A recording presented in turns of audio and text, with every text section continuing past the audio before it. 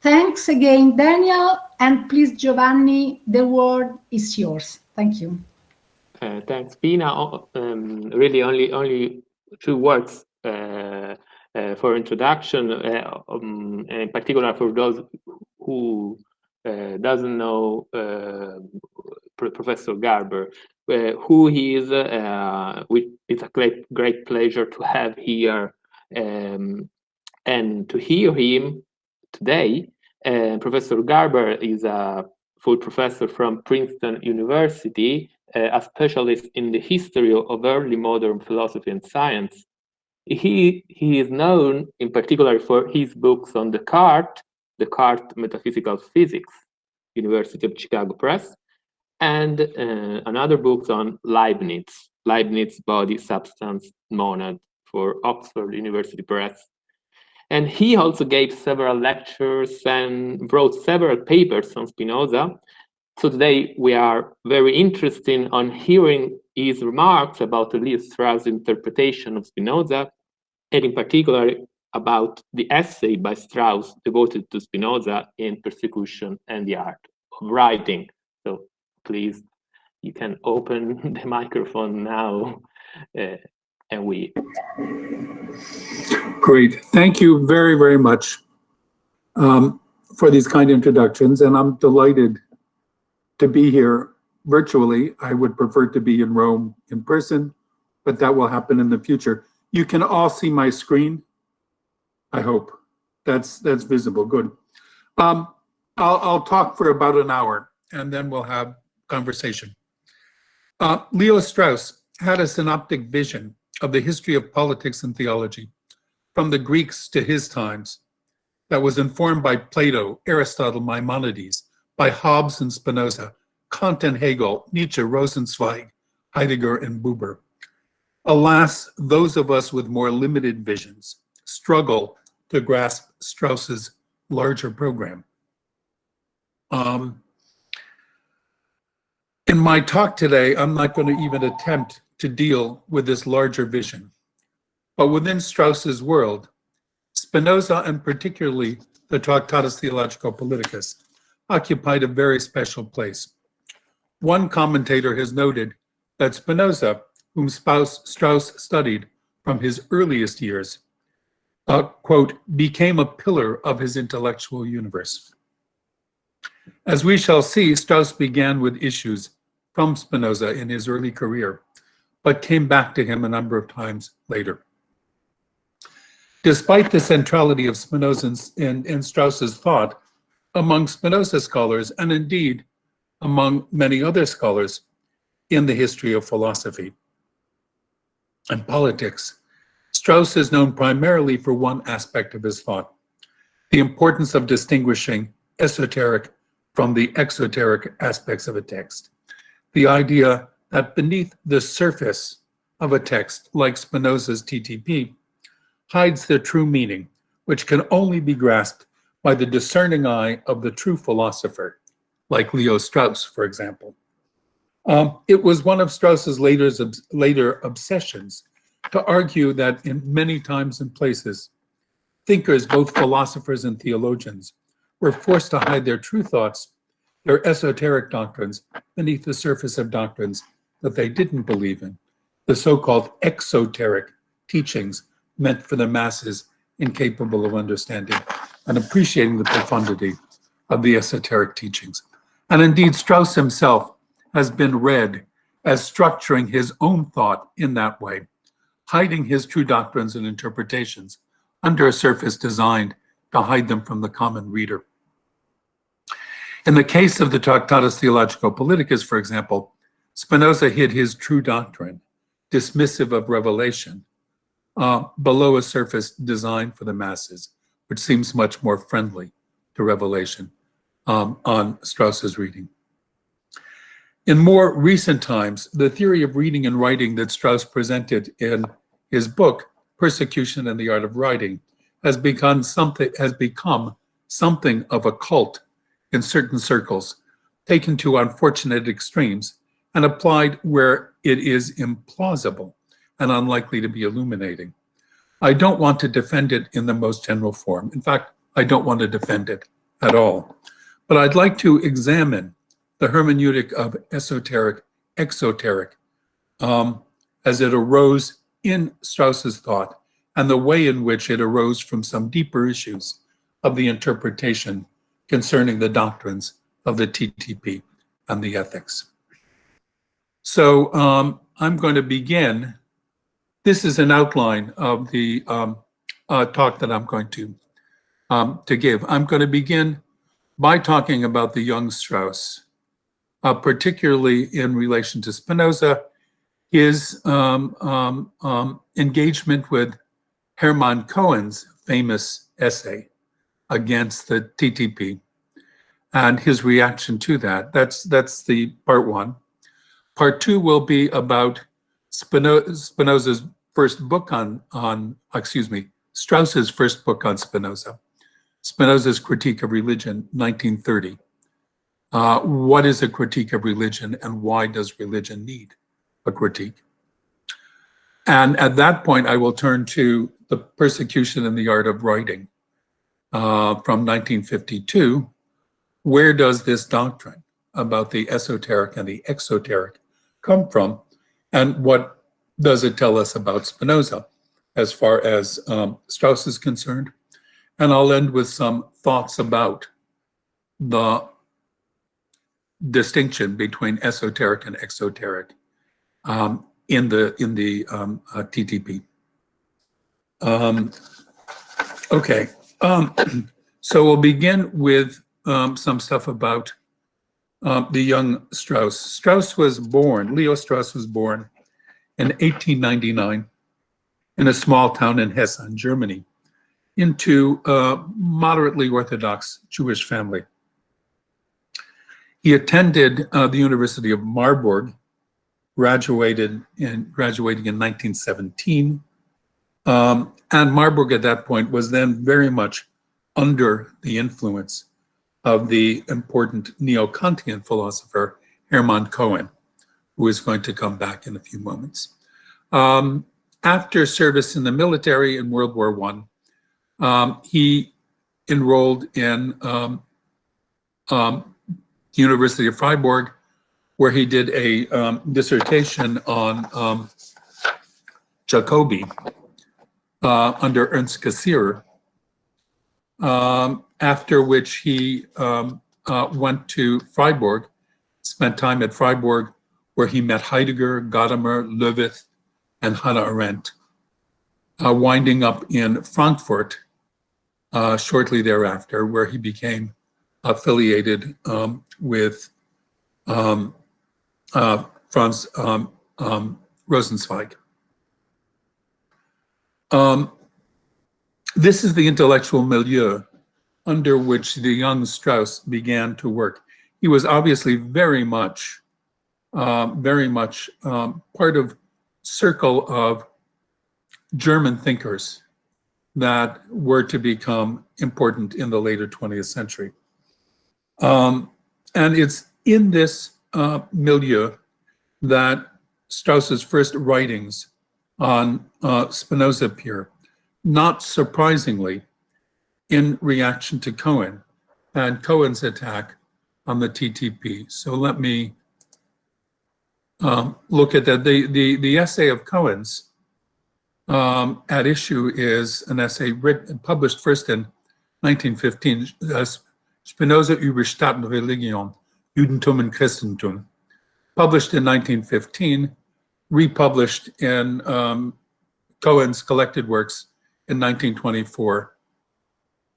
One of Strauss's first writings was a review of this essay, a critical discussion of this essay on the occasion of its republication in 1924.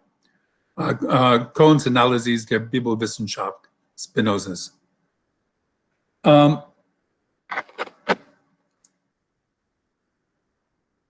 For Strauss's intellectual development in this period, what he saw in Cohen and why he reacted in the way in which he did, we have a very important source, Strauss himself. We're going to talk about his book on Spinoza's Critique of Religion, originally published in German in 1930. But when it was published in English translation in 1965, Strauss wrote an introduction to the English edition, which is a very valuable intellectual autobiography, basically of where this book came from, how it fit into the milieu, and in particular, his relations to Hermann Cohen. And so I'm going to be drawing a lot in the next section on what Cohen himself, excuse me, on what Strauss himself says about his early development, his early reaction to Spinoza, and his early reaction to Cohen's Spinoza.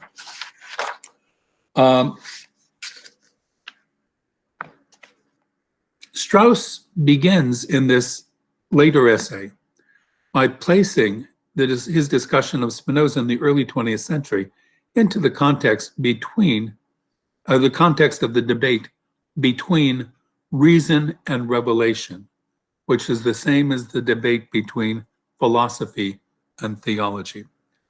For the young Strauss, theology, particularly Jewish theology, was what he was attempting to defend. He was attempting to defend revelation against philosophy.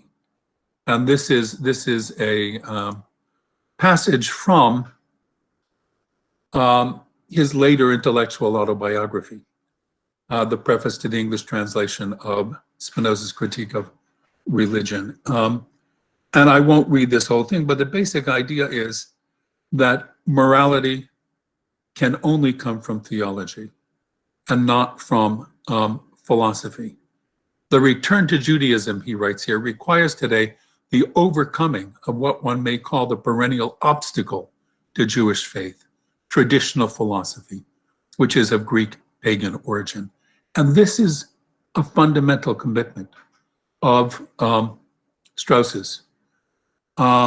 It's a fundamental, it's later articulated as the debate between Athens and Jerusalem, between reason and revelation, between philosophy and theology.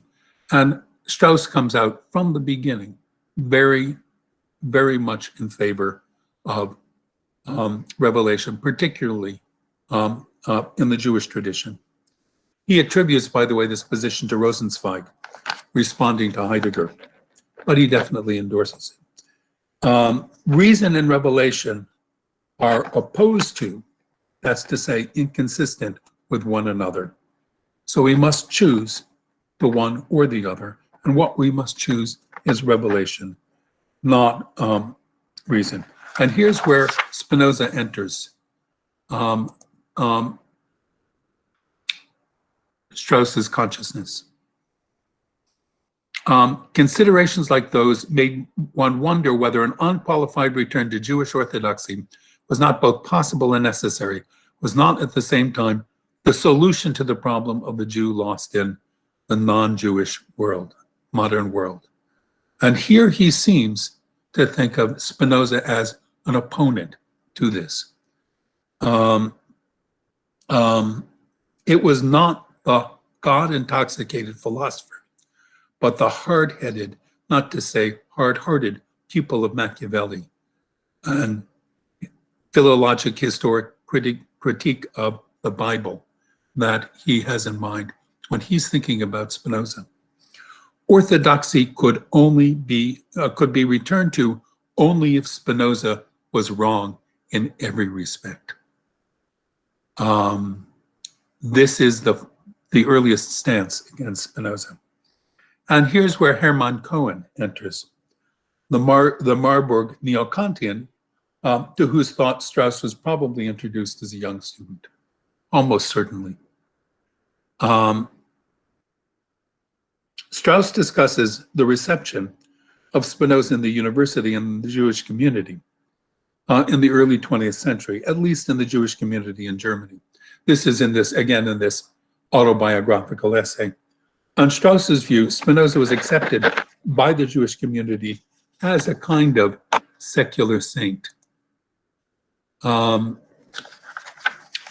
In Spinoza, a thinker and a saint who was both a Jew and a Christian, and hence neither, all cultured families of the earth, it was hoped, will be blessed. So Spinoza was very much accepted by the Jewish community. But Hermann Cohen was not one of those enthusiasts for Spinoza at all. And Hermann Cohen's essay was very much against Spinoza. This was the argument that Cohen developed in his essay, Spinoza über Staat und Religion, Judentum und Christentum, that I mentioned earlier. And this is how Strauss characterized Cohen's response to Spinoza. Compared with the fantastic flights of Spinoza enthusiasts, Cohen's understanding of Spinoza is sobriety itself.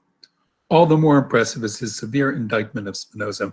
He shows first that in his theologico-political treatise, Spinoza speaks from a Christian point of view and accordingly accepts the entire Christian critique of Judaism, but goes much beyond that, even that Christian critique in his own critique. He opposes spiritual and universal Christianity to carnal and particularistic Judaism. He reduces Jewish religion to the doctrine of the Jewish state. Strauss then concludes his summary of Cohen's account of Spinoza. On the basis of these facts, Cohen reached the conclusion that far from deserving celebration, Spinoza fully deserved excommunication. In other words, I mean, what Cohen was arguing basically was that Spinoza had rejected the Jewish tradition in favor of the Christian tradition. What was Strauss's reaction to Cohen? From Strauss's perspective, Cohen did not go far enough in condemning Spinoza. And so he writes, our case against Spinoza is in some respects even stronger than Cohen thought. In what way is Strauss's case stronger? Now remember that the choice that Strauss thinks we must make between reason and revelation, philosophy and theology, we must choose revelation and theology over philosophy. On Cohen's reading of Spinoza, Spinoza gives up Judaism for Christianity, but in keeping Christianity, Cohen's Spinoza still keeps something of religion, even though he gives up his own Jewish heritage. But on Strauss's reading of Spinoza, unlike Cohen's, and this is 1924, 25, 26. Spinoza gives up not only Judaism, but Christianity as well. Indeed, Spinoza gives up all religion. And this is, again, a quotation from that autobiography. In the theologico-political treatise, Spinoza starts from premises that are granted him by believers in revelation. He attempts to refute them on the basis of scripture, of the theologomena formulated by traditional authorities, and of what one may call common sense. For in the treatise, Spinoza addresses men who are still believers and whom he intends to liberate from their prejudices so that they can begin to philosophize. The treatise is Spinoza's introduction to philosophy.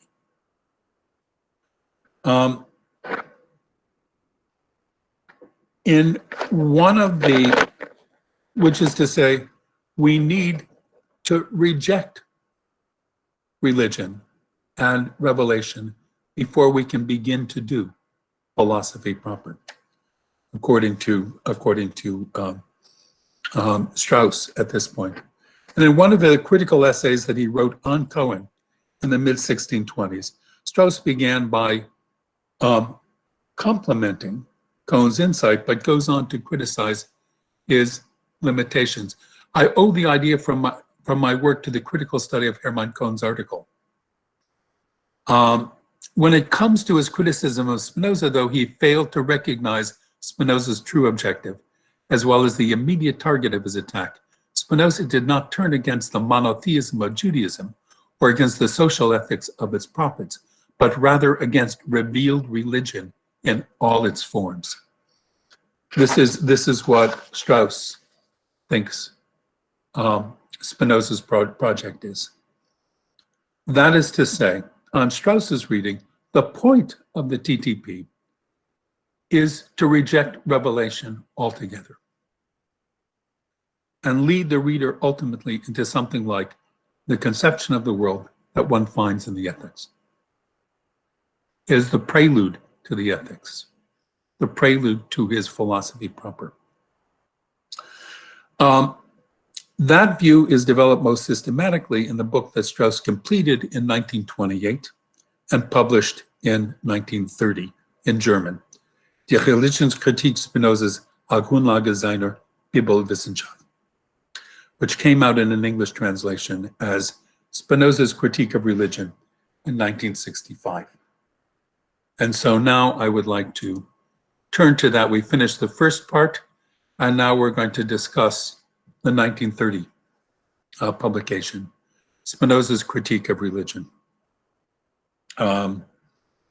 What is a critique of religion, and why does religion need critique?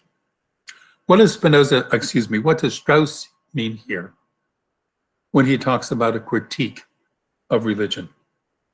In the opening section of the book,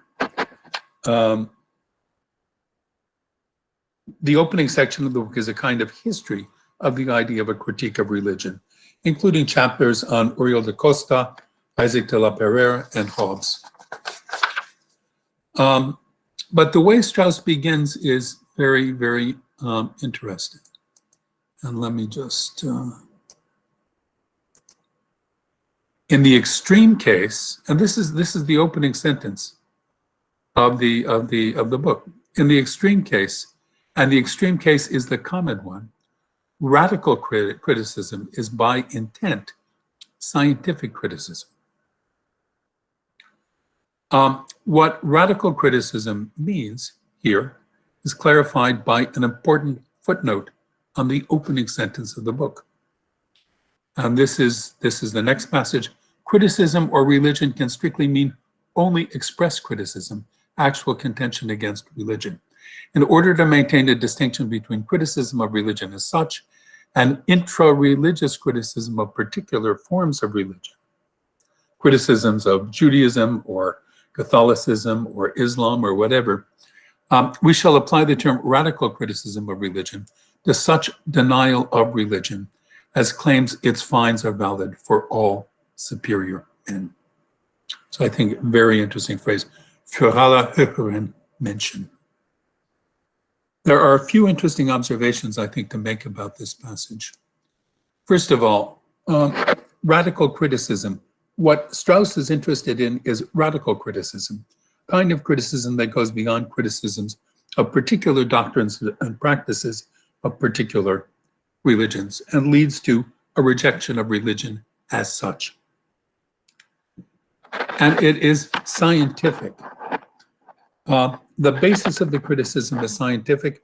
The word Strauss uses here in the German in 1930 is, of course, wissenschaftlich, which I would translate better as rational or even philosophical, given Strauss's identification of reason and philosophy. It is a rational case for dismissing religion, or even a philosophical case for dismissing religion. And it applies to all higher men. That is, the critique is intended to apply to all people who are governed by reason. And this is the kind of critique that Strauss is attributing to Spinoza. This is the kind of critique that he thinks Spinoza is doing in the TTP. It's a complete rejection of religion as such, based on reason, and intended to apply universally to all people capable of understanding. Spinoza, of course, seeks to establish the freedom to philosophize. That is the freedom that the philosopher has to follow reason, independent of revelation. That is independent of theology. And this, according to Strauss, is what Spinoza then argues.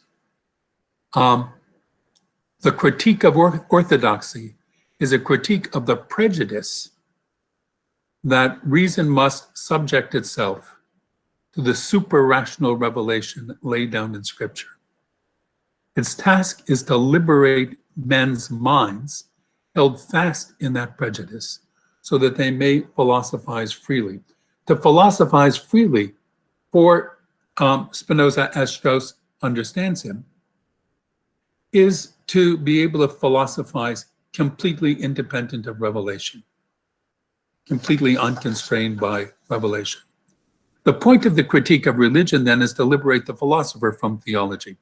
But in order to liberate the philosopher from theology, Strauss's Spinoza thinks that we must destroy theology altogether.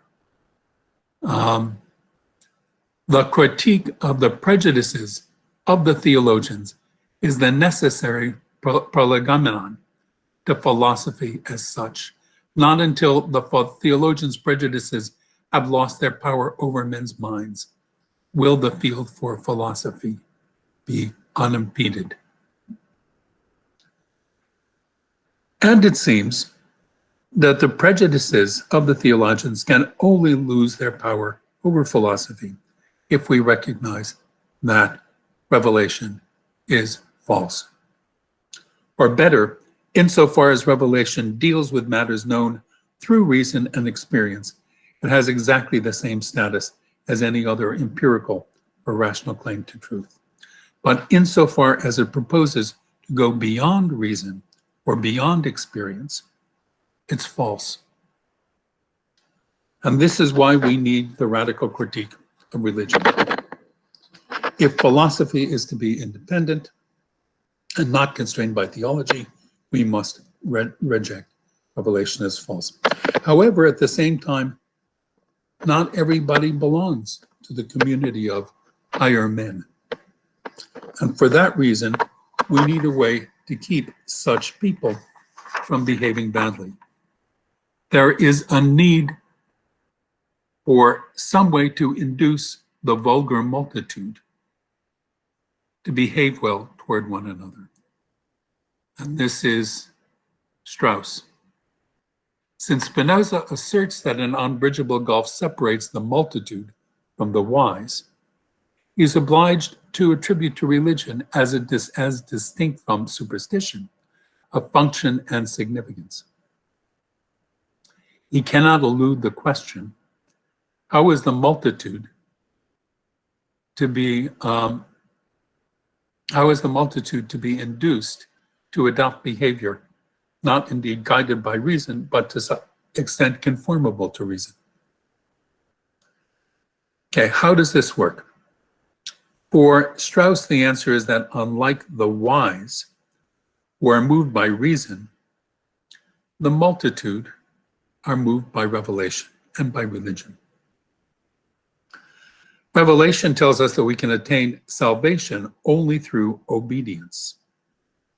Alluding now to what Spinoza writes in TTP chapter 15,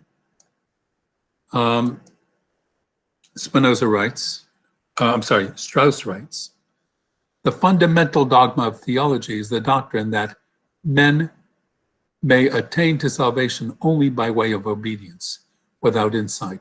This dogma is not accessible to reason. It is known only through revelation. And this is what Spinoza says in TTP chapter 15, or a paraphrase of what Spinoza says in chapter 15.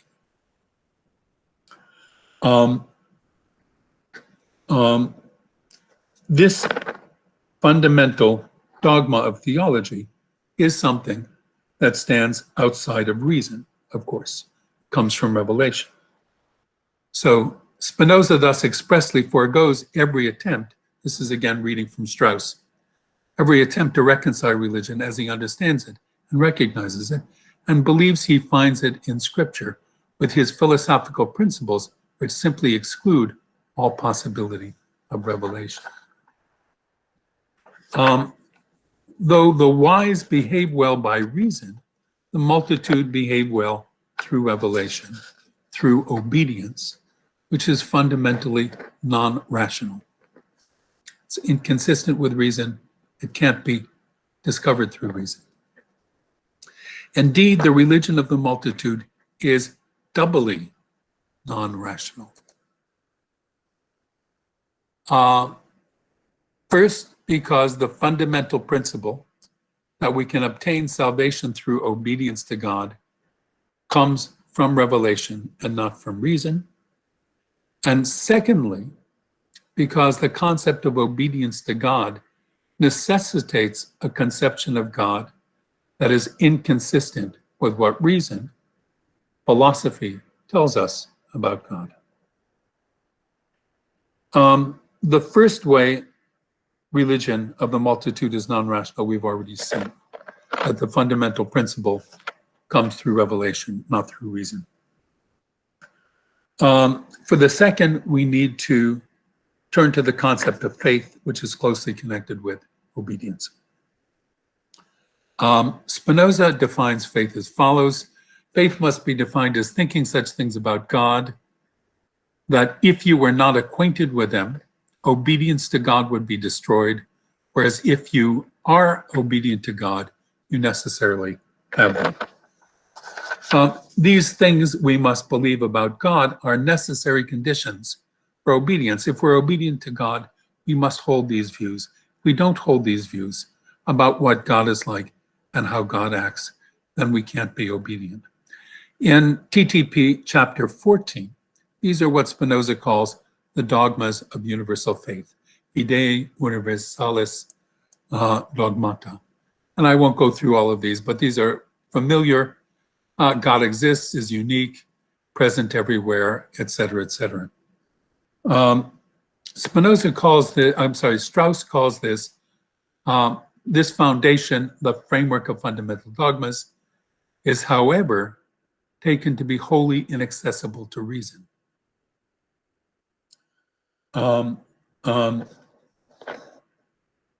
Just a moment. There's I meant to read that thing at the bottom there. The dogmas of universal faith constitute a framework of fundamental dogmas which must, in all cases, be observed and recognized, since without them no obedience to God is possible. This is Strauss's commentary on that. These are necessary conditions for being obedient, for satisfying the demand of revelation that we should be obedient to God.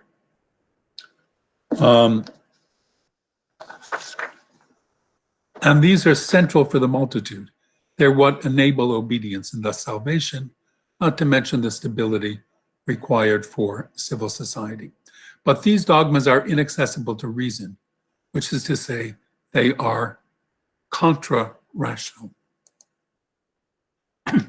The foundation, the framework of fundamental dogmas, is, however, to be taken as wholly inaccessible to reason, a statement which on Spinoza's lips amounts to the assertion that it is contra-rational.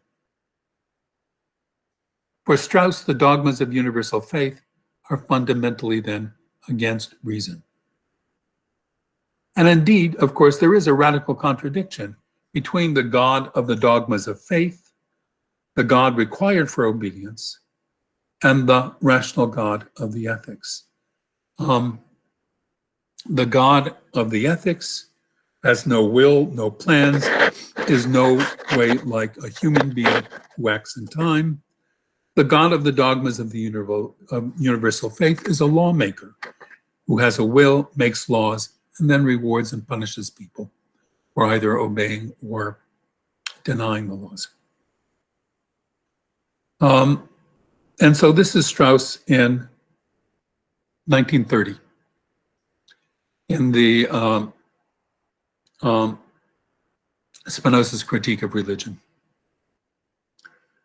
But there's still something important that's missing. There still seems to be a fundamental tension in his reading of Spinoza. On the one hand, there's a radical critique of religion, an apparent rejection of revelation and theology in favor of philosophy, at least for the wise. On the other hand, there is a kind of recommendation of theology and revelation, at least for the multitude. How can Spinoza both reject religion and recommend it? And here is where in Strauss's intellectual autobiography, he talks about something that he had missed and refers to something I will skip over. He thinks Strauss missed it as well, that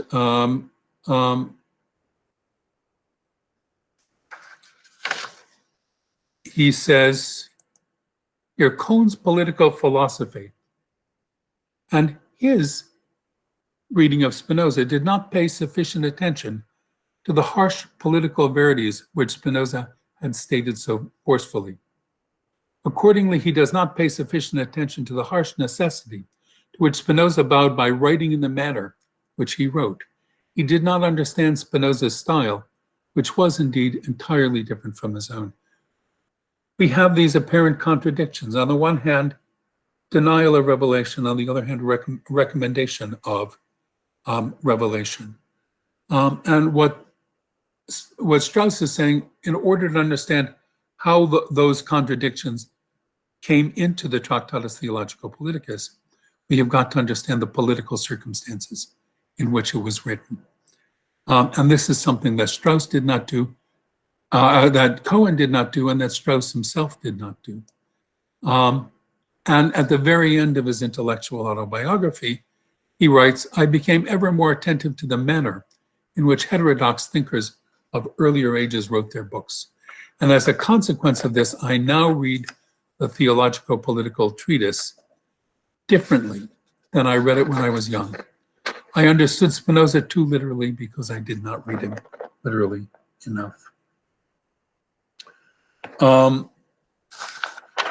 What's at issue now is, I think, an important turning point in Strauss's understanding of Spinoza and the history of political thought, the discovery of the idea that writings on philosophy and politics must be understood in the political context in which they were originally written.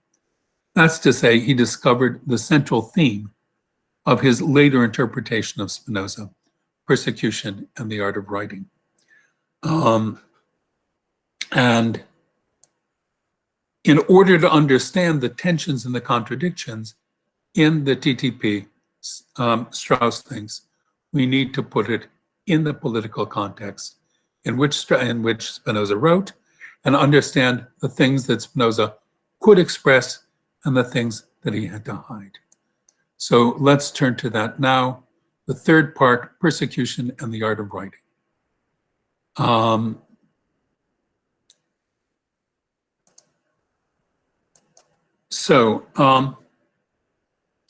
The German edition of Spinoza's Critique of Religion was published in 1930. At the time, he was in Berlin at the Hochschule für Wissenschaft des Judentums. And in 1932, he left Berlin for Paris, and in 1935 moved to England. Finally, in 1937, he moved to the US, where he stayed for the rest of his life. First at the New School for Social Research in New York, and from 1949 at the University of Chicago, until he retired in 1969. It was in his years of exile from his birthplace that the idea of persecution and the art of writing emerged. He only returned to Germany very, very briefly, once in the rest of his life. Strauss's ideas about writing in an environment of persecution first emerged in the late 1630s in the context of an exchange of letters with his old friend, Jakob Klein, the historian of mathematics, in 1938 to 1939. This, of course, is the period in which the horrors of Nazism from earlier in the decade broke out into World War II. But the subject of his correspondence was not contemporary affairs, and it was not even Spinoza. but it was medieval Jewish and Islamic philosophy, particularly Maimonides, Alevi, and Al-Farabi. The important publications are those that are now on the screen: Persecution in the Art of Writing, which came out in 1941 when he was at the New School, which was a general essay about writing in a political context, what he called the sociology of philosophy. How to Study Spinoza's Theologico-Political Treatise, which is an application of that idea about persecution in the art of writing, to the study of the TTP, which came out in 1948. And then in 1952, he put those two essays together with some other essays on similar themes, and published it in the book, Persecution in the Art of Writing. What Strauss is interested in is how a thinker can communicate difficult and unpopular views to an audience in a political situation in which expressing such views are dangerous. This is a classic statement of this from the essay, Persecution in the Art of Writing. Persecution then gives rise to a particular technique of writing, and therewith to a particular type of literature in which the truth about all crucial things is presented exclusively between the lines. That literature is addressed not to all readers, but to trustworthy and intelligent readers only, has all the advantages of public communication without having its greatest disadvantage, capital punishment for the author. But how can a man perform the miracle of speaking in a publication to a minority when being silent to the majority of its readers? And the solution is, of course, writing between the lines. In such a text, there really are two different texts. One exoteric or public, directed at the larger public who has conventional views. And the second is esoteric and hidden, or directed at the higher men, those who are moved by reason. So a text that is written in this way has got two layers. It has got the public layer, the exoteric layer, which is directed to everybody and which just has conventional ideas, which will not be offensive. But between the lines, the intelligent reader, the higher man, will be able to recognize the true message.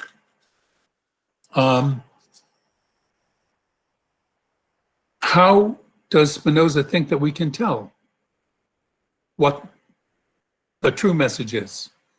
How can we tell what the author really believes? How can we tell what's between the lines? How can we distinguish between the esoteric level of the text, which communicates what the author really believes, from the surface level, which communicates safer and less offensive messages to the vulgar? In his essay, How to Study Spinoza's Theologico-Political Treatise, which is reprinted in the volume Persecution in the Art of Writing, Strauss considers the apparent contradiction we noted earlier between the dogmas of universal faith, the belief in a God who makes and enforces laws, a belief necessary for obedience on the one hand, and Spinoza's philosophical conception of God, both in the TTP and the Ethics, on the other. How can we tell what Spinoza really believes? Does Spinoza believe in God, the lawgiver? Or does he believe in a God who lies outside of the world, the austere and eternal God of the Ethics? Does Spinoza believe in what we learn about salvation by revelation, that it can come from obedience alone, as he teaches in the TTP?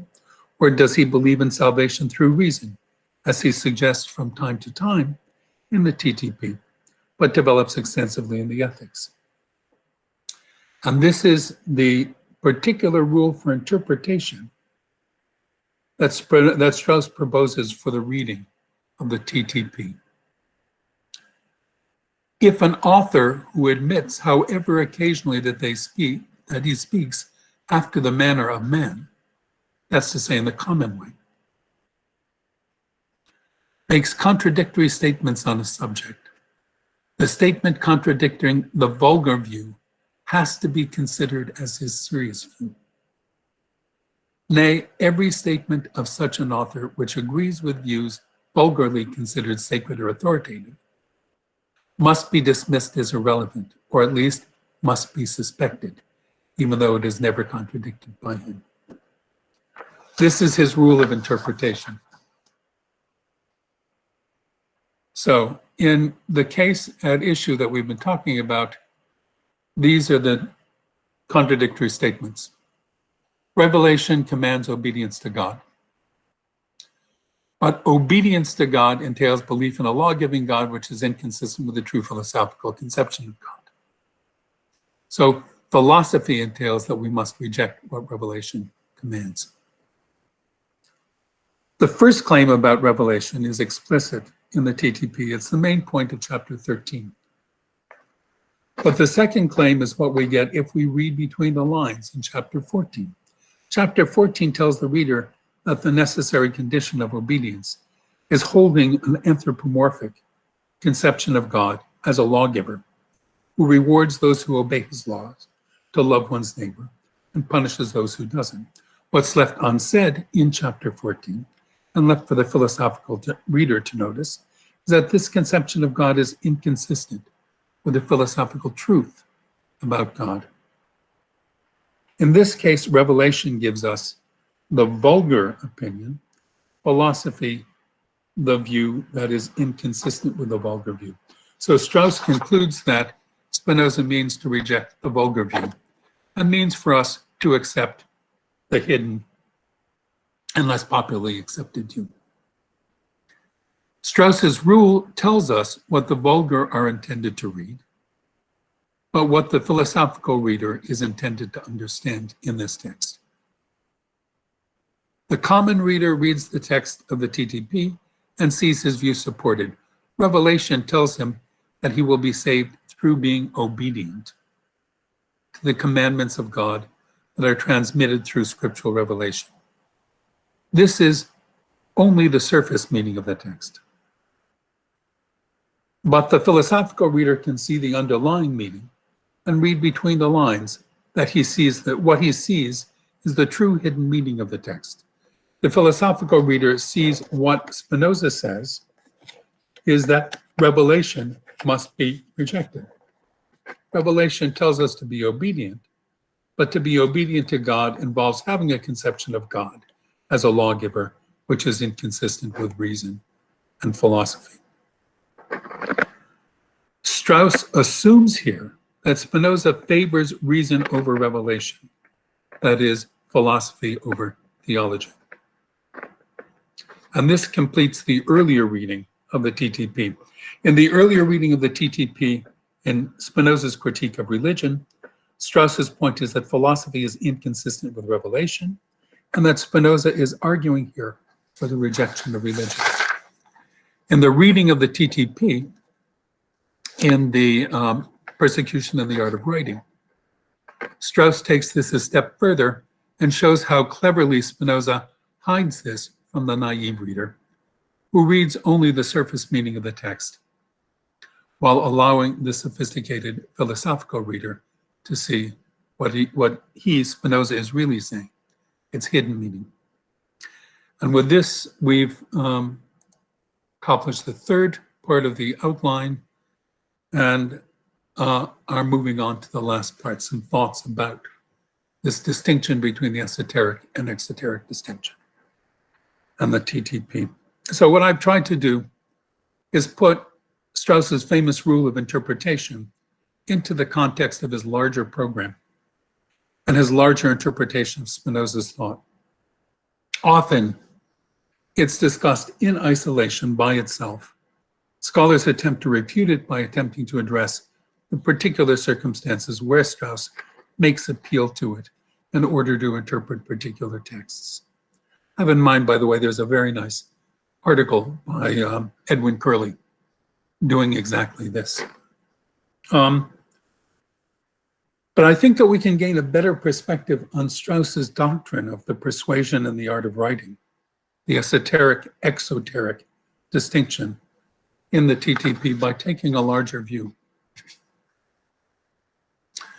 Strauss supposes that there is an exoteric and esoteric meaning to important texts. The former is what the author wants the reader to think he means, but the latter is what the author is trying to communicate, but only to the sophisticated reader. The central problem of applying Strauss's hermeneutic, though, is how can you tell what the author really believes? How can the sophisticated reader, looking for the esoteric meaning of the text, be sure that what he attributes to the author, Spinoza, for example, is really there, as opposed to being read in by the reader? How can the sophisticated reader be sure that what he reads between the lines is the author's real view and not he, the reader's, real view? How can the reader know if he isn't just reading his own views into the author's text? It's interesting that this is not something that seems to bother Strauss very much. In fact, not at all, when he's discussing Spinoza and the TTP.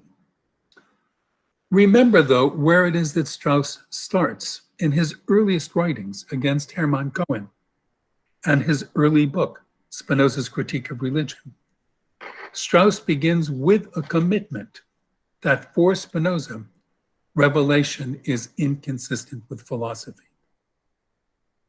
And because of that, from the beginning, Strauss is committed to the view that the TTP is intended as an argument against revelation and an argument for rejecting theology. And this is what Strauss writes in his intellectual autobiography at the beginning of Strauss's book, Spinoza's Critique of Religion. In the TTP, Spinoza starts from premises that are granted him by the believers in revelation. The treatise is Spinoza's. The point of the treatise, this is a quotation I put up before, the point of the TTP is to get us to reject revelation so we can do philosophy properly. Or as he put it in his first review of Hermann Cohen's little monograph, quoted earlier, Spinoza did not turn against the monotheism of Judaism or against the social ethics of the prophets, but rather against revealed religion in all its forms. This is the critique of religion that Strauss finds in his 1930 book. And this is Strauss's obsession from the beginning. This is his understanding of Spinoza from the beginning. Athens versus Jerusalem, philosophy versus theology, reason versus revelation. And there is where it is that he sees Spinoza as an enemy from the beginning. Whereas Strauss wants to revive revelation and religion, he sees Spinoza as the enemy who's trying to refute revelation. Quote, orthodoxy could not be returned to only if Spinoza was wrong in every respect. Refuting Spinoza is essential. And this is the reading of the TTP that Strauss begins with. The TTP is a radical critique of religion, an attempt to assert the hegemony of reason over revelation. And this is what he brings to persecution and the art of writing. He is committed to finding this one way or another in Spinoza as the ultimate underlying message. It's what he reads between the lines. But I think that there's an interesting challenge that one can raise to Strauss's reading of the TTP.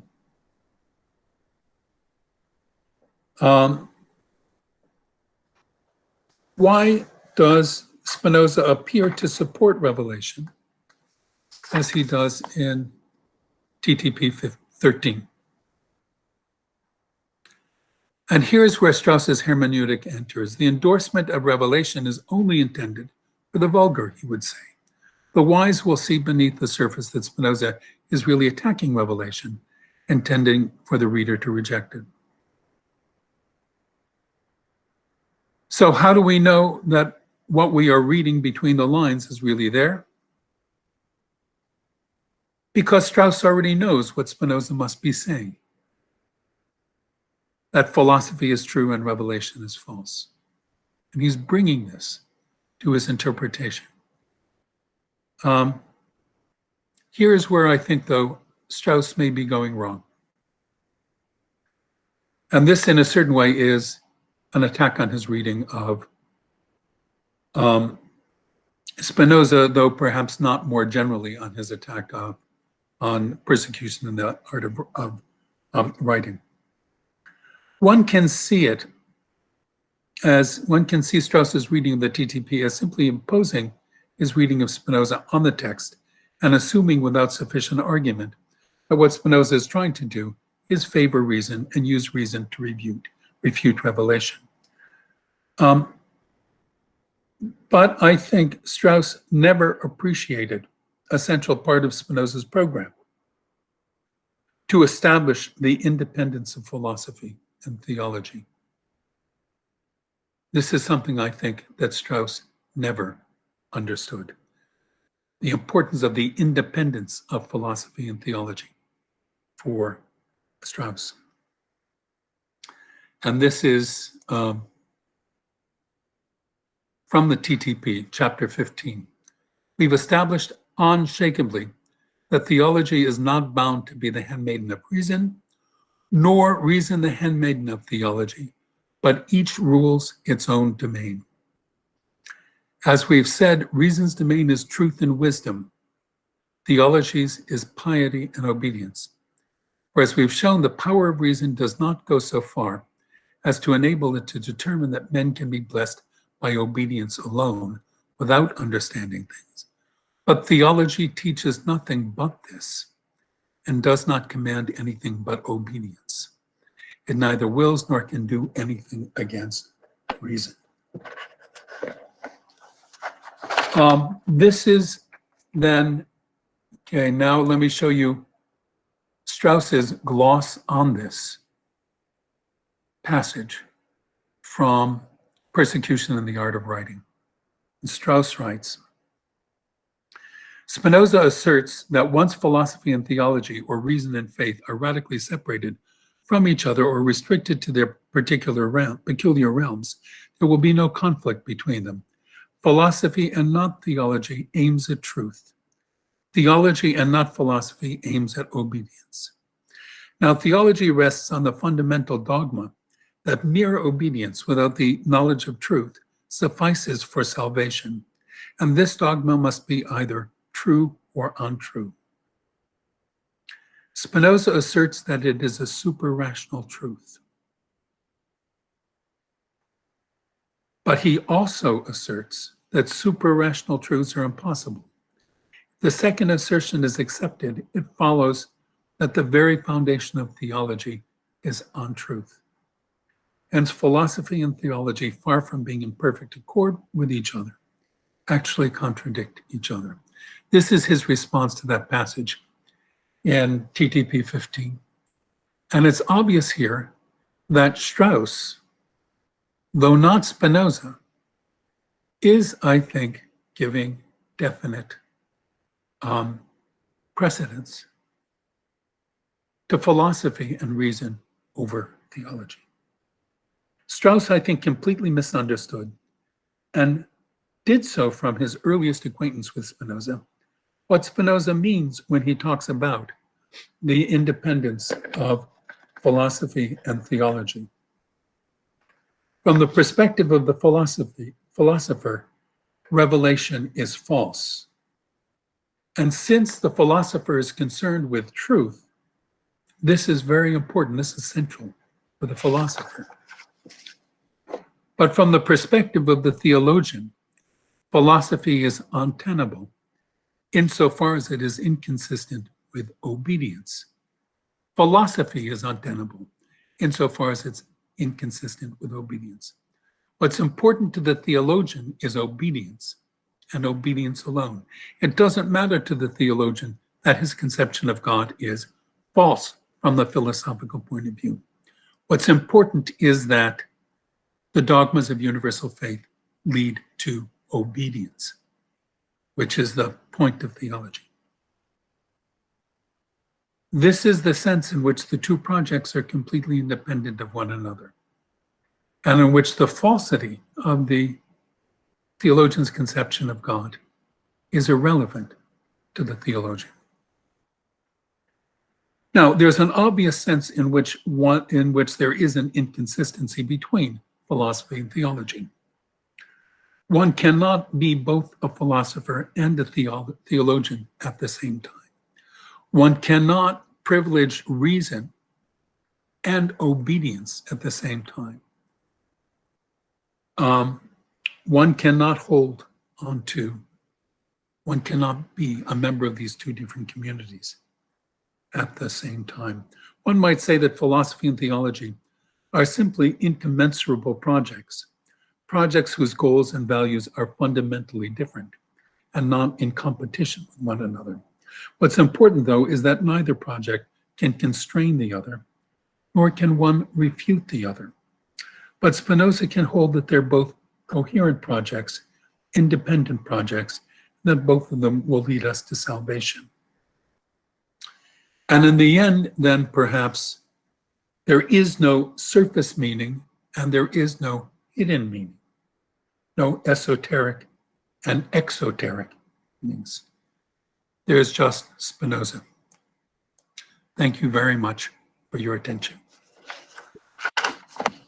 Thanks a lot, Professor Garber, for this very clear overview of Leo Strauss' interpretation of Spinoza, starting from his first articles on the 20s.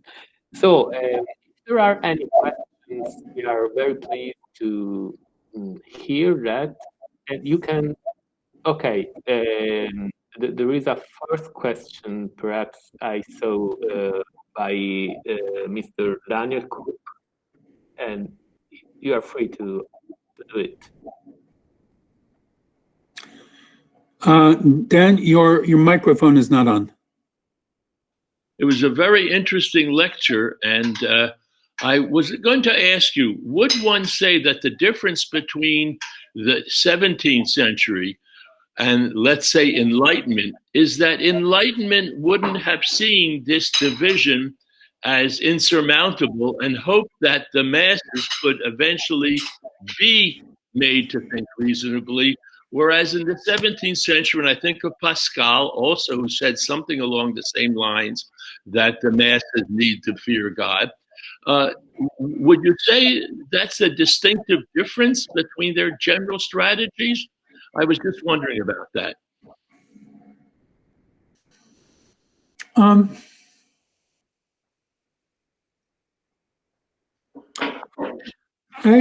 mean, that is, you know, in a certain way,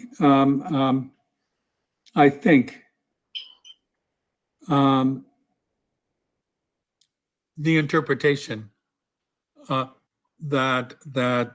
well, I don't know whether Strauss would have that interpretation. This is, I mean, it's interesting that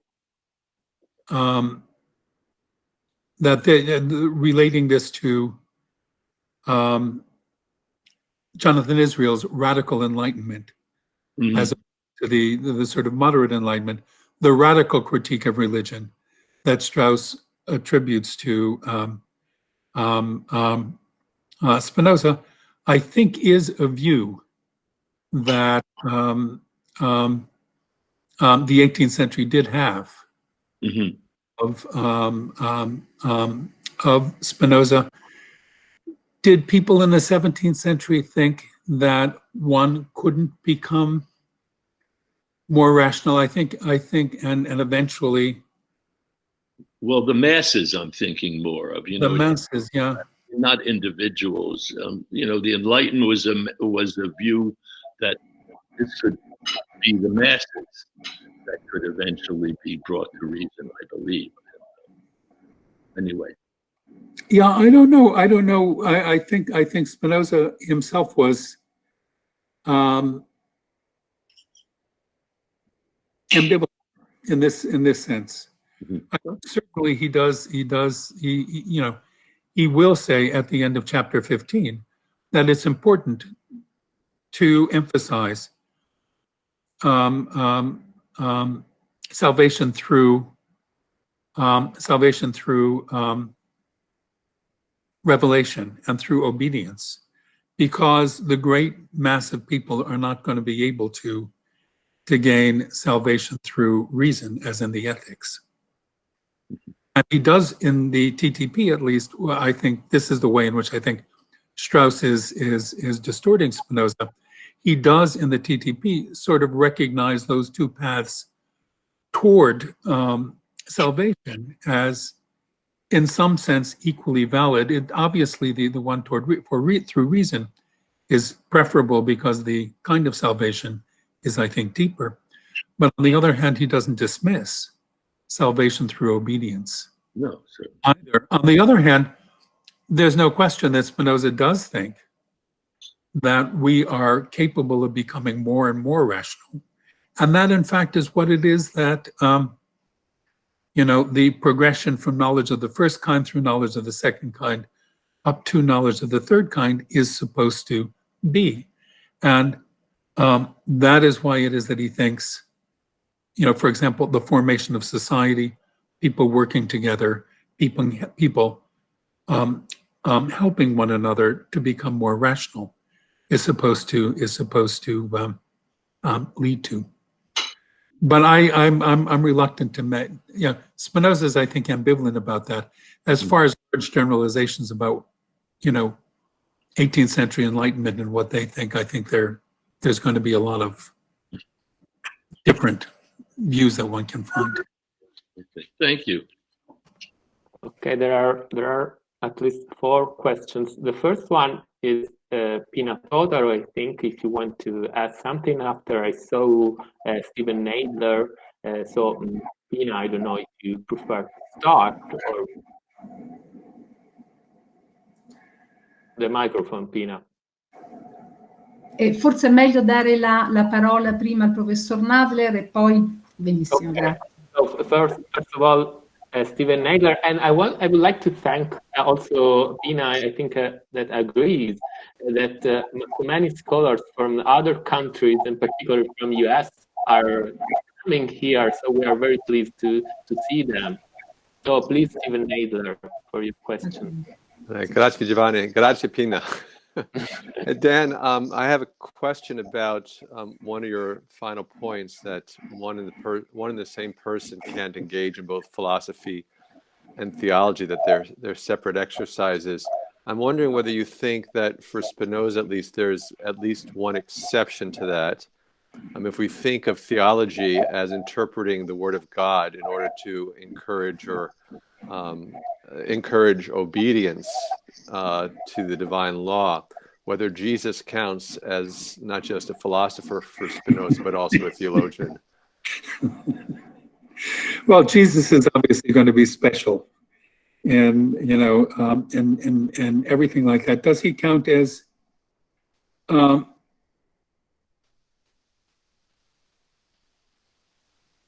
I don't know. I mean, that's a very good question. I mean, he's not going to be. One I think perhaps has got to say that maybe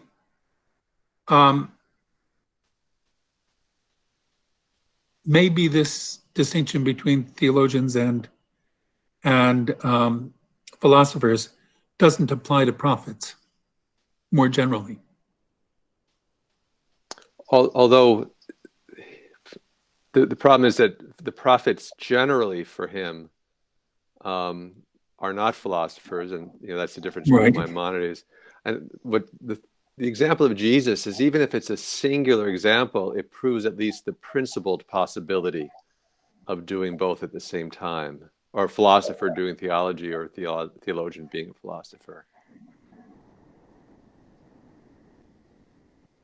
Yeah, but the thing is, I mean, Jesus is rather a singularity. Yeah. Because he is, in a certain sense, the mouthpiece for God, both in terms of philosophy and revelation. So it's going to be difficult. It's something to think about. That hadn't occurred to me. I hadn't been thinking of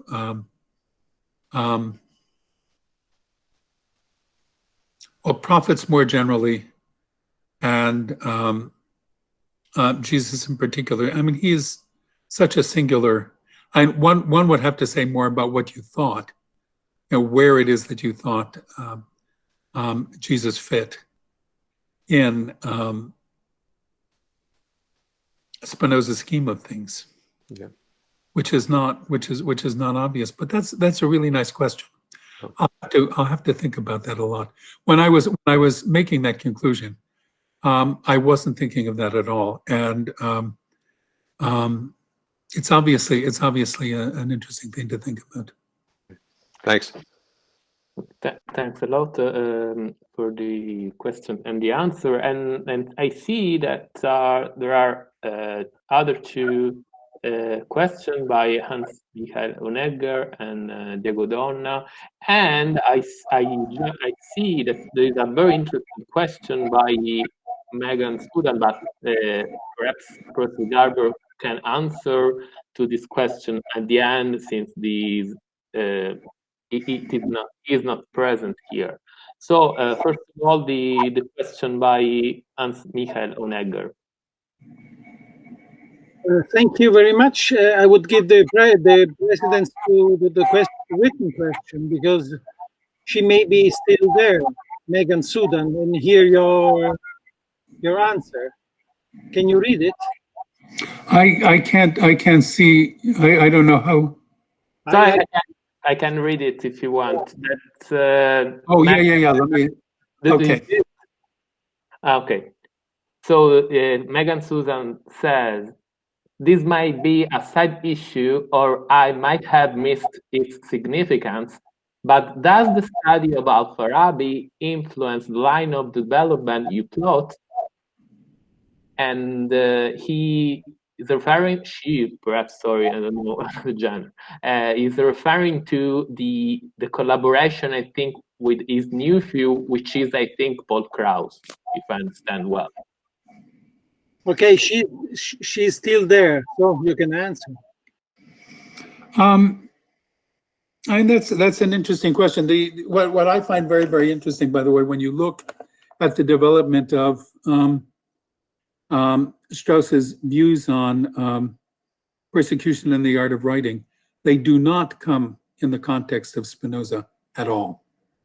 He's really thinking about Maimonides and medieval Arabic philosophy. And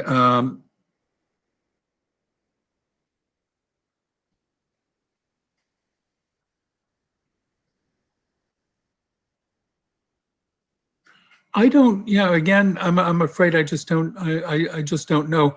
I think one of the things I find really quite interesting is the way in which his thought about Spinoza from the very, very earliest period in the late 1920s is continuous through what it is that he says about Spinoza and the persecution and the art of writing. It is certainly an expression of his general views about writing in particular political contexts. But I think the political context in which you're talking about for medieval Arabic and medieval Jewish philosophy is not so much the same as it would be for Spinoza writing in 18th century Netherlands and 17th century Netherlands and in 17th century Europe. And in a certain way, he's adopting some of those ideas to a very different context, And his reading of Spinoza, I think, reflects commitments that he made about Spinoza from the very, very beginning, that I think may have been independent of what it is that he had learned from the medieval Arabic and Jewish context. But again, this is a project to think about. There's an enormous amount. I was, when I began working on this project, I was just overwhelmed simply with the volume of material that Strauss had written during his life, and with the, his acquaintance with philosophy, going back to Plato and Aristotle, up through medieval Jewish and Arabic, into early modern 18th, 19th, 20th century. Very difficult thinker, I think, to put all the way together, but that is a very good question. Okay, now if Hans-Michael Honegger wants, you can pose the question. Thank you so much. Thank you, as always, to Pina and to Giovanni. And thank you very much to Professor Garber, who did, as always, a very clear lecture. And it makes me feel always to be more intelligent than I am, because it seems so easy to understand what was surely very difficult to get. But maybe I can misunderstand even a clear position as yours. So I just wanted to ask, I wish to read everything you quoted, especially Hermann Cohen, which I know only from his Kantian books. It seems very interesting, because the problem is maybe also with his Kantian position.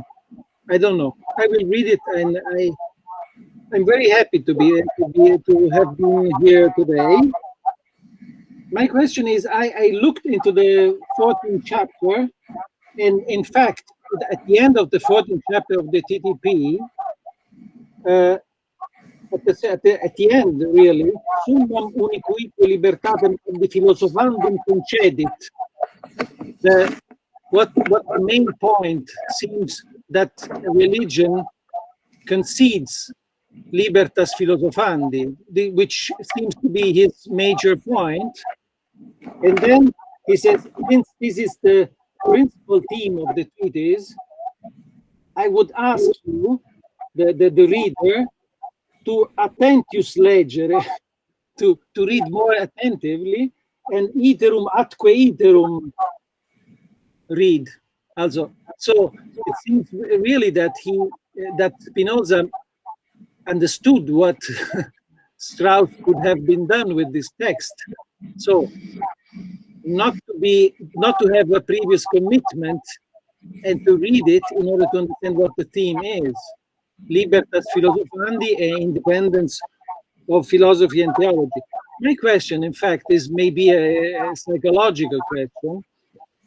That Strauss seems to use such sophisticated arguments and subtle hermeneutics to save naive faith and revelation, which seems so strange, because naive faith you can have without asking to be strengthened by such philosophical arguments, which is a strange point, a strange turn in Strauss hermeneutics. Yeah, seems to be, why don't you stick to naive faith, and why do you have the need to attack sogenannte higher man, which is not the point to me in Spinoza, and of course not in Kant. Yeah, that's a very interesting question. I think it is definitely worth looking at the introduction to the English edition of Spinoza's Critique of Religion, which, by the way, was translated into German in the recent German edition of that work as well, because it really is an intellectual autobiography. And it's particularly interesting, the opening pages of that. It's about 30, 35 pages. The opening pages of that is what the intellectual context was in which Cohen was writing about Judaism, and in which Strauss, as a young student, was approaching these texts. And yeah, you know, to a certain extent, you could say, why doesn't he just simply go with naive faith? Why is he worried about all of this stuff? Well, from the context, from the intellectual context of the period, exactly why and what it is that other people were doing, and the way in which Spinoza had become a hero, on the one hand, to a certain group of Jewish philosophers who wanted to be, I think, you know, from Strauss's point of view, who were looking to be accepted within the context of sort of Enlightenment German rationalism, and Cohen's reaction to that in the book. It was, unfortunately, I think from Strauss's point of view, it was unavoidable to get into that kind of serious philosophical discussion, simply because of the context. He had to defend.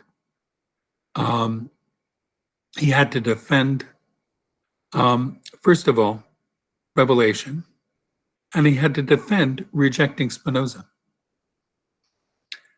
simply because of the intellectual discussions around him.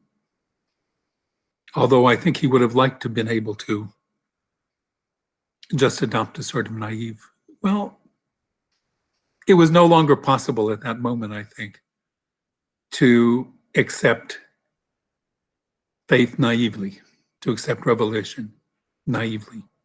It had to be defended. But the intellectual biography in that text is really very, very precious. Okay, I don't know if Diego Donna is still there. If yes, you want. Yes. Okay, please, we hear you. Right. Thank you, Giovanni. Thank you, Pina, and thank you and thank Dan for your very rich and clear presentation. Well, I have to say that I always do you hear me? Yes. Yes.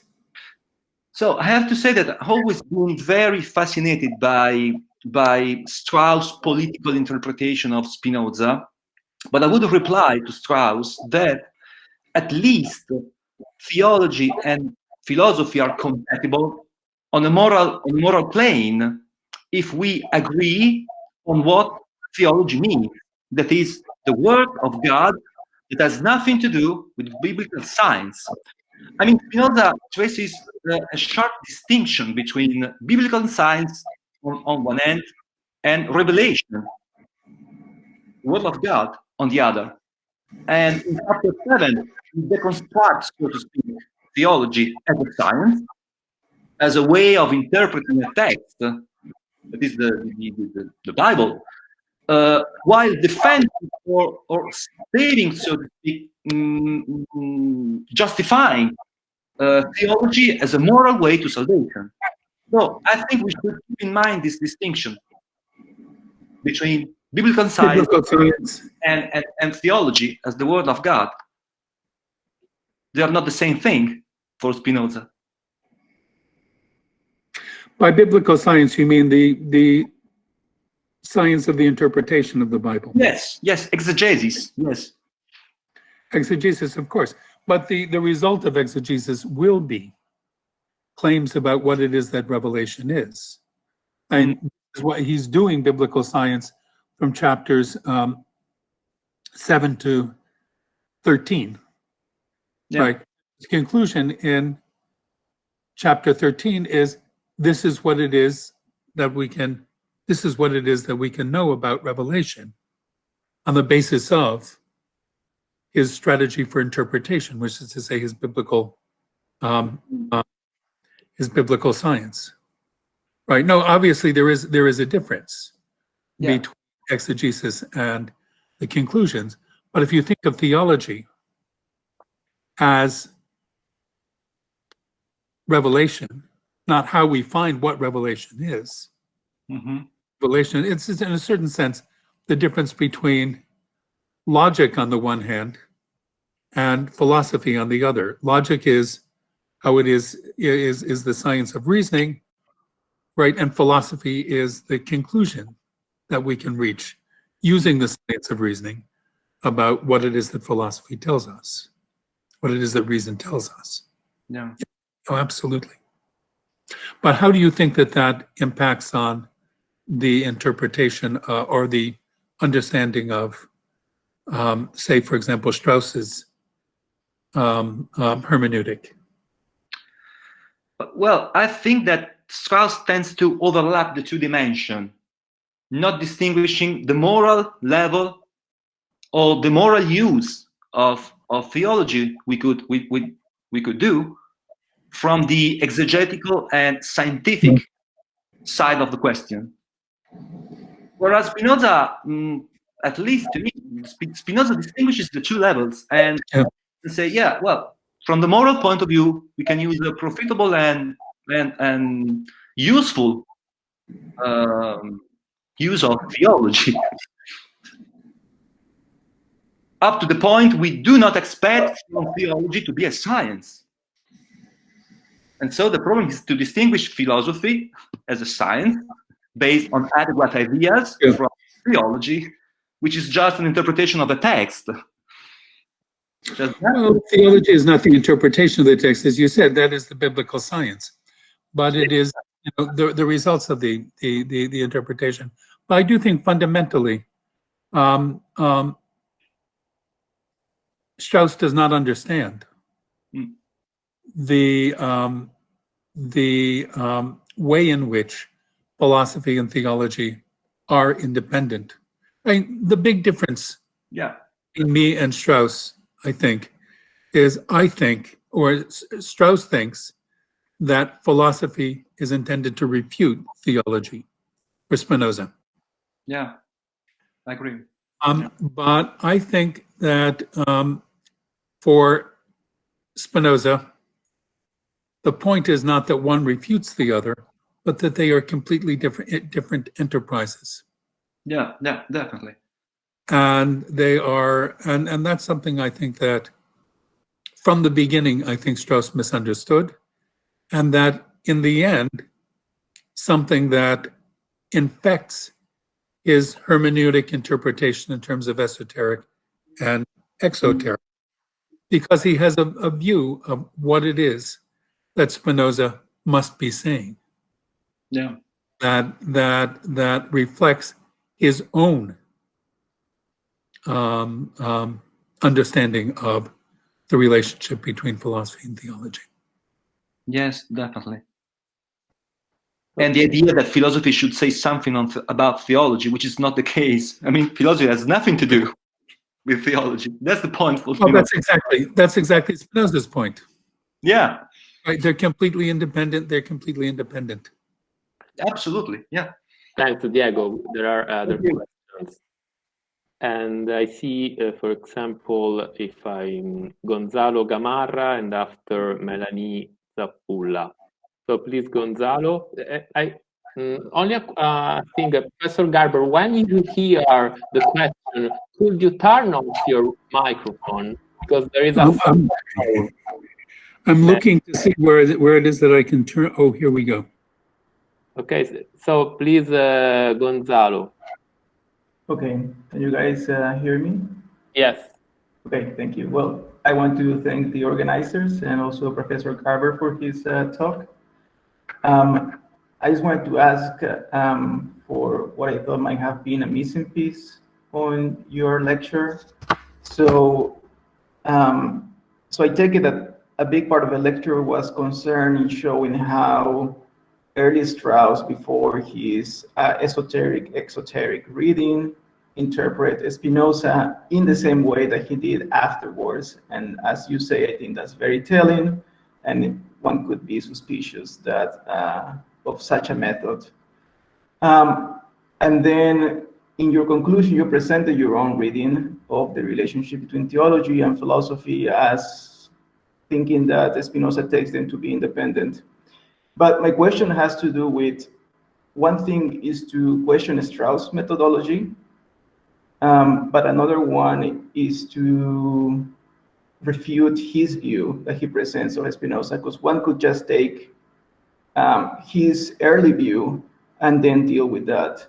And if I want to be a little bit, I mean, I don't really care much about Strauss, but if I want to be charitable to him, it seemed that from the quote that you presented, the reason why he says that philosophy and theology are in contradiction is because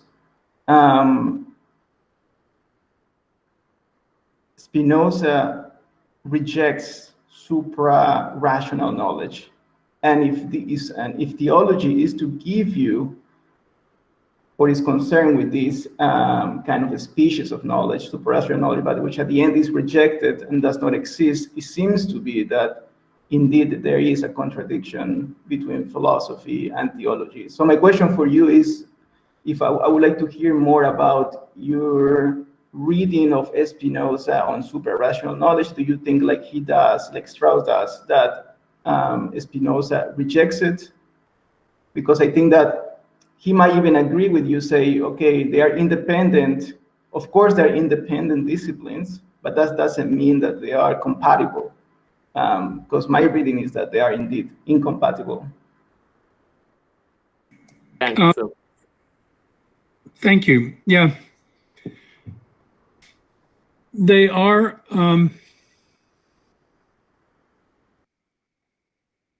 incompatible, I think, in the sense that perhaps with the exception of Jesus, nobody can be both a theologian and a philosopher.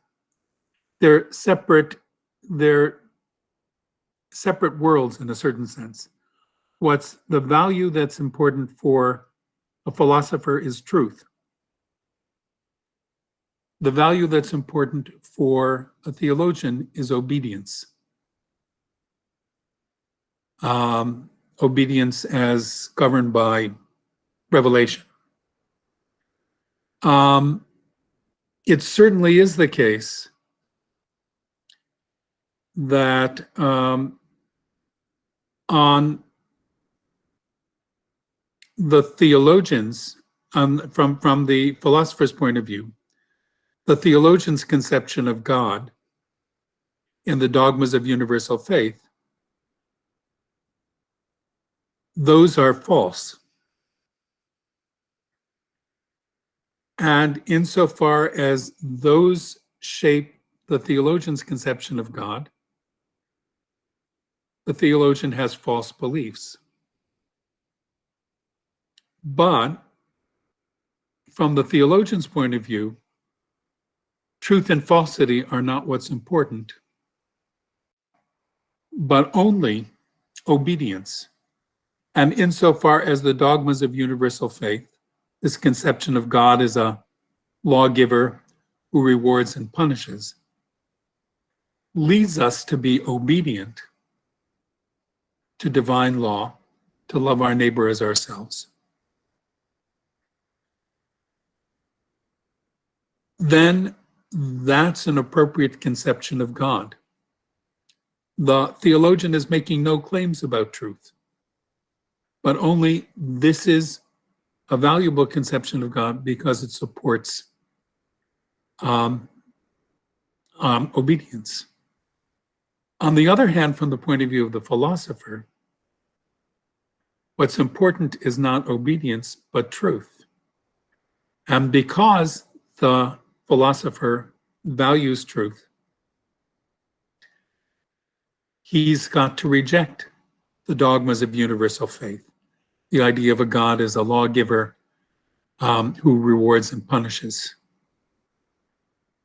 And because of that, obedience, he cannot accept obedience as a value.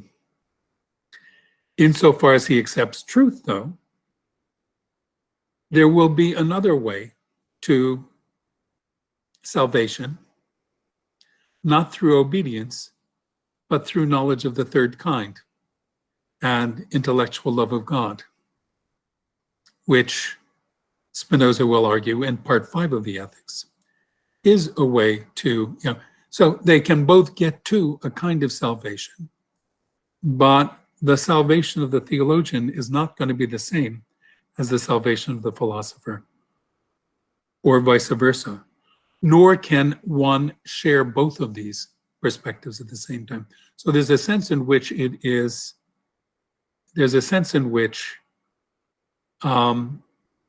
they are inconsistent, since nobody can occupy both positions. On the other hand, and this is my critique of Strauss, and I think something that a lot of people also misunderstand about Spinoza, is in privileging truth, one is privileging philosophy, and one is a priori rejecting the perspective of the theologian.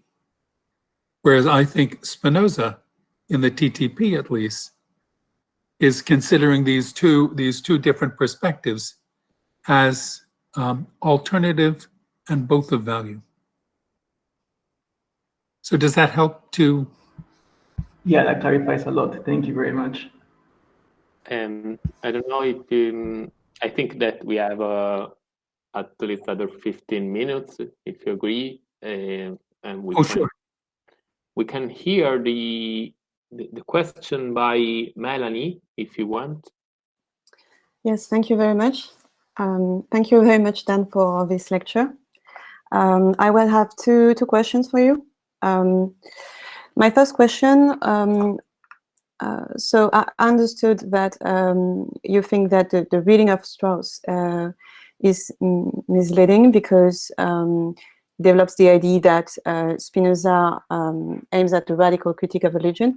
But don't you think that actually Spinoza develops a radical critique of superstition? And paradoxically, yeah, okay, you agree. Because I was looking at the chapter 14 in TTP, paragraph 1 and 2, and it seems to me that actually it's just a radical critique of superstition and of persecution, because of course it leads to that to such things. So I was just thinking what you think about that.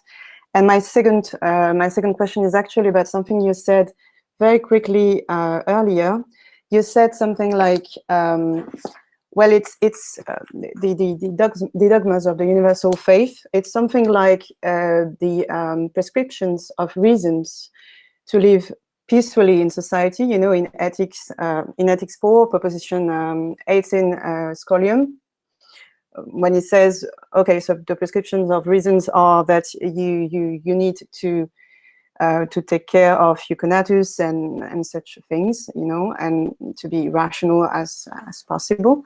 And I was thinking that I wanted to ask you actually that do you think that the dogmas of the universal faith here in the TTP are analogous to the prescriptions of reasons in Ethic 4, as I said, except that it belongs to the order of imagination? And do you think, if it is the case, that it is a kind of reestablishment of the practical value of imagination insofar as it allows people to live peacefully in society? Thanks. Oh, yes. I cannot hear you because microphone down. Microphone. Okay. Can you hear me now? Yes, it's perfect. I think the answer to both of them is yes. There is a critique of superstition which is different from the critique of true religion. The critique of superstition is not only in the beginning of chapter 14, but I think also in the preface. You know, the opening sections of the preface are all about superstition, and also there's a mention of that in the appendix to part 1 of the Ethics. Yeah. he's talking about, the anthropomorphic conception of God, leading to superstition. It's our fears, our desire to control things, our fears of losing things that lead us to positing God or gods who have control over us, who want us to pray to them, and, etc. And all of those things are superstition. All of those things are false religion. What Spinoza wants to, but still Spinoza does have an idea of what true religion is. Yeah. And true religion is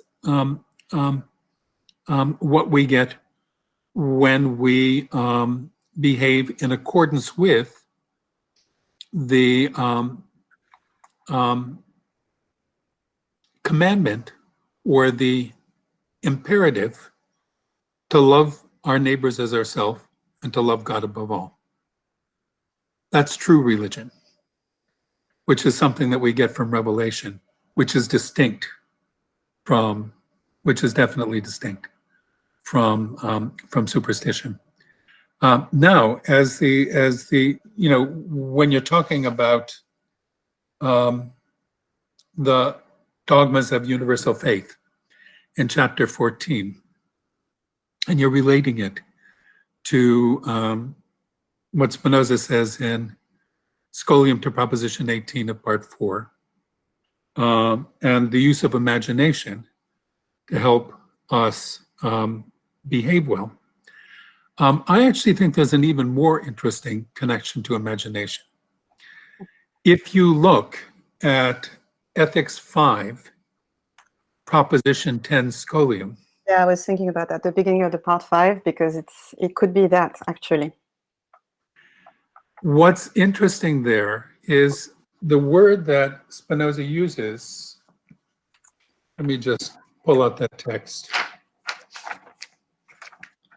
The word that Spinoza uses in that connection. You mean Proposition 14, no? Beg your pardon? Is it Proposition 14?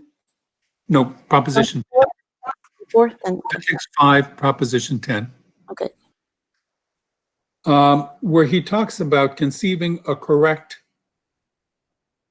well, the English translation that I'm using is curly, principle of living or sure maxims of life. The word that he uses there is dogmata. Okay. Which connects directly, I think. This is a text that, of course, was written after the TTP. And I think that he is thinking of these dogmata in TTP 14 as also ideas of the imagination that can guide our behavior. Okay. Right? And I think that he's thinking that's exactly what it is that he's thinking about there in a more general sense in Ethics 5, Proposition 10 Scholium. Then give some examples. And there he's quite clear that there are ideas of the imagination. Spinoza in when he's talking about the dogmas of universal faith in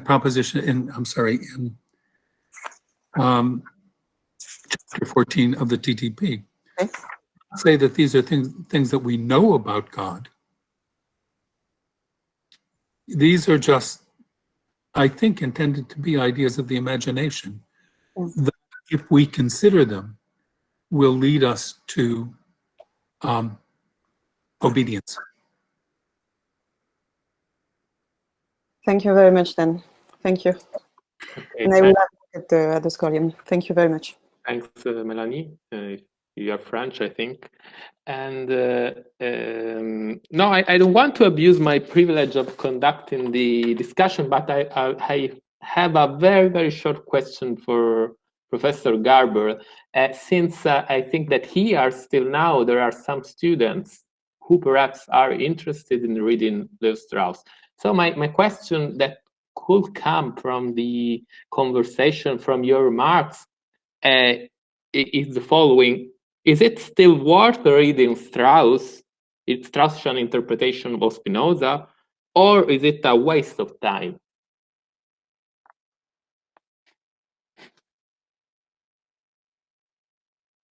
So you, I personally am very glad that I spent the time to do this. You know, as I said before, I was not, you know, I was curious about this for a long time. I was also very curious about Strauss for a long time because when I was at the University of Chicago, as a young professor, there were many senior people who were very, very much involved with Strauss and Straussianism. And I was very curious about that. I think Spinoza's critique of religion is definitely worth reading. I think his essay on how to read Spinoza, on the TTP, is definitely worth reading. I'm a little bit, I'm told that his work on Maimonides is still fundamental for Maimonides. And I'm doing a seminar on the TTP this spring. And we're intending to spend time on Maimonides, which means inevitably on Leo Strauss as well, who is still very current. I think he's much more current in Maimonides, work on Maimonides than in Spinoza. But there is a lot of attention now more toward Hermann Cohen as well, and toward Hermann Cohen not only as a neo-Kantian, for which he was very, very important, but on Jewish philosophy in the early 20th century and the German context out of which Strauss comes, which includes Cohen, Rosenzweig, Heidegger, Husserl. And you know, if you put Cohen and his Spinoza into that context, I think it would definitely be. I'm not sure if what you're interested in is the text of Spinoza. I'm not sure that Strauss is essential anymore. On the other hand, I think the intellectual context of German philosophy in the early 20th century and German Jewish philosophy and Spinoza's role in that, I think is very, very interesting in and of itself. Thanks a lot for the clarity of your answer. I see Professor Pozzo perhaps wants to say something. Ludovico Battista. I forgot Ludovico Battista. I'm sorry. So a short question. So yeah, first of all, thank you very much for the very inspiring talk. If I may, I would like to suggest an addition point to the very interesting question about Jesus from Professor Nadler. How do you explain the superiority accorded by Spinoza to Christianity over Judaism if these two projects, philosophy and theology, are so separate and independent from each other? Is not Christianity superior because it's a form of theology that is capable of becoming more rational, so more philosophical? And isn't Christianity capable of rationalizing obedience, transforming it into love, ethics, and knowledge, which are rational principles? I think it's not only Jesus the problem. For example, is not also St. Paul, quite a philosopher for Spinoza in the Tractatus? Thank you very much. The microphone. There we go. That's actually a very, very interesting and very complicated question. This gets back, you know, to Giovanni Licata's question in a certain way, and this was very much at issue in discussions about Spinoza in the early 20th century, in the German context, and in particularly the German Jewish context, that out of which Strauss came. And I think people were, this was exactly, in a certain way, Hermann Cohen's point, was that Spinoza had, given up the Jewish context and was emphasizing the Christian context. But it raises, I think, lots of social and political questions, in terms of interpretation, both in the 17th century and in terms of the context in which Strauss was writing in the early 20th century, which is to say that one question that you have to ask here is, was he emphasizing the Christian tradition because he did think that it was superior in some way or another to the Jewish intellectual tradition? Or was he doing so because he knew that he was going to be speaking to a largely Christian audience and not to a Jewish audience? Was it in part because for him, having been brought up in a Jewish tradition, the Christian tradition was, in a certain sense, exotic. It was new to him. He was attracted to it. He had been brought up in this older tradition. But on the other hand, the Christian tradition offered to the young Spinoza, when he became acquainted with it, things that were just simply different and for that reason attractive. And then, when we're talking about seeing this trend toward Christianity in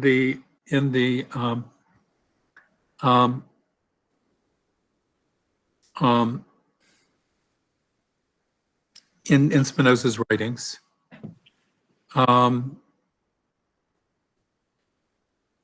is it really there, or is it something that we're reading into it? I don't know. It raises all sorts of very complicated questions that I don't know how to resolve. But I do think it's a really interesting, question. Why there does seem to be apparently evaluation of the Jewish tradition and a higher valuation of the Christian tradition in those texts. Okay. I think we have the last question of today, since Professor Garber is so kind, and from Professor Riccardo Pozzo. Yeah, hi Dan, you look great, and we welcome the advances in technology that make it possible for us to see how well you're doing. I have a very simple question in contrast to the last one, and this. You see, I've been discussing with our friends at Lessico over the last months Krista Mercer's paper on early modern philosophy, history of philosophy approaches, in which you are the champion of contextualism and Michael Della Rocca is the champion of appropriationism. Now, the first question is, how do you consider Leo Strauss? Is he a contextualist or is he an appropriationist? And the meta-language question is, how do you consider yourself when you speak about Leo Strauss? Did you give a contextualist paper or an appropriationist paper? Because from your answer, you will see how tough Krista's reconstruction is.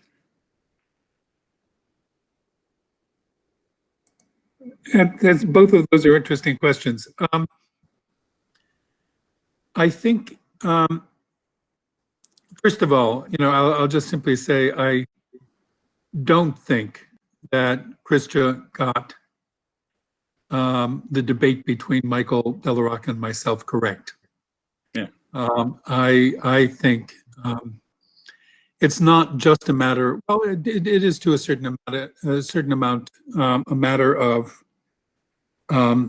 methodology. But I also think that Michael Della Rocca's reading of Spinoza is just wrong. That the view that he attributes to Spinoza, or his interpretation of Spinoza, is just simply not Spinoza. but that's another question. But as far as appropriationist versus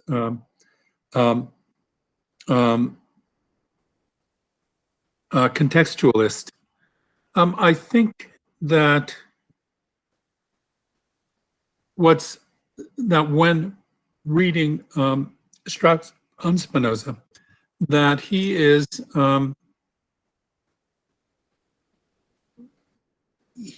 engaging with Spinoza as a philosopher. That this is certainly an important tradition in the history of philosophy, where one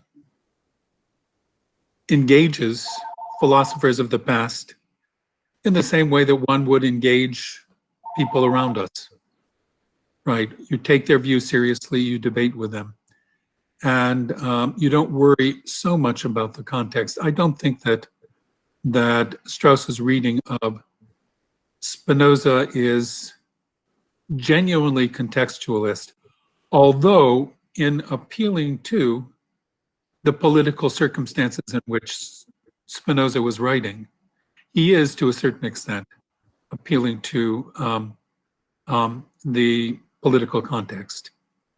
So he is, to a certain extent, doing something contextual. Although, so far as I can see, he never actually asks, what was the political context in the Netherlands at that time? What was going on politically? Who else was writing? Who else was? Who were his readers? And so on and so forth. He never really asks those questions. He's dealing with Spinoza largely as a philosopher and responding as a philosopher, and wanting to refute Spinoza as a philosopher because of his own contrary views. I think my reading of Strauss, on the other hand, is contextualist. Okay. Because I'm attempting to sort of put him in the context of the intellectual projects of other people at the time, his own intellectual project. One of the things I didn't mention, for example, was Strauss's connection with Zionism and debates about Zionism in the period, which were actually very important. There's a lot more work to be done about contextualizing Strauss, and I think certainly the rise of fascism is important to this. The politics of the Cold War in the United States are important to Strauss once he comes to the United States. World War II, all of that stuff is important too. And I think that's the way to understand what it is that Strauss is doing as well. My instinct is to go with contextualism.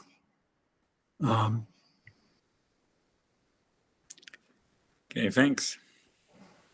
Okay, thanks a lot, Professor Garber. I think that Pina wants to say something, and for my part, I want to thank a lot Professor Garber for his kindness, for his generosity in answering all of the questions. Thank you, Professor Garber, for this really rich and intense lecture.